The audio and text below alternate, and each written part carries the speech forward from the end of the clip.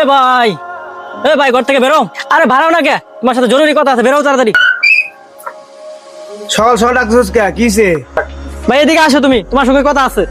কিরে ভাই, আমার জমির ভাগ কই? ভাগ দাও না কে? বাপে জমি রেখে গেছে, বাপ মারা গেছে 5 বছর যাবত, এখন তুমি আমার জমির ভাগ দাও না।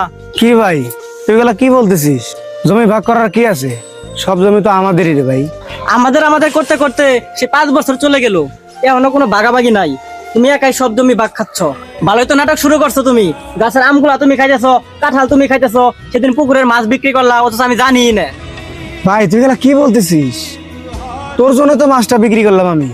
তোর পরীক্ষার ফিস দেওয়া লাগবে 10,000 টাকা, তুই চাইলি আমার থেকে কলেজের পরীক্ষার ফিস দেওয়া লাগবে, তার জন্য তো আমি মাছ বিক্রি করলাম।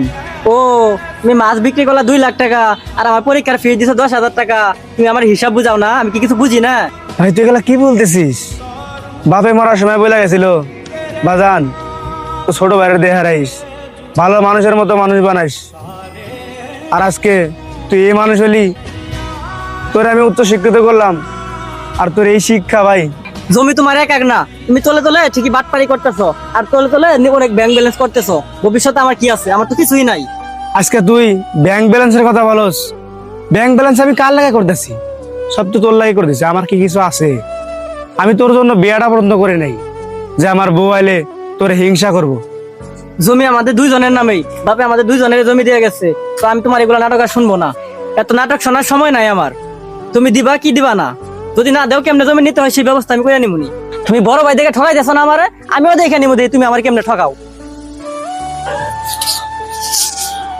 কি করলাম ভাই জীবনে?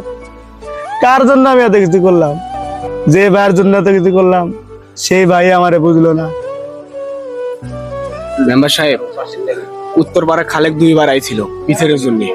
আরে না, তো বিপ্লবের ওখানে যাওয়া লাগবে, কারণ বিপ্লব 1 সপ্তাহ আগে আমাকে বলে রাখছে এই বিভিন্ন সমস্যার কারণে যাইতে পারতেছে না। আগে বিপ্লবের বাসা থেকে আসি, তারপর উত্তরপাড়া যাবো নি।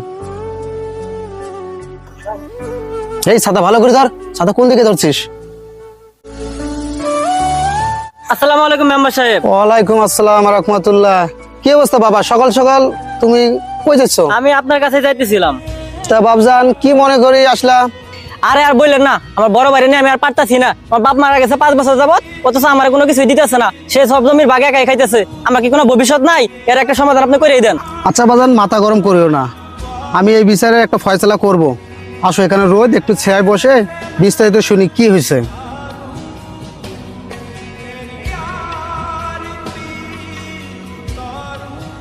এই নোংরা, এখানে ছাতা ধরেছিস কে?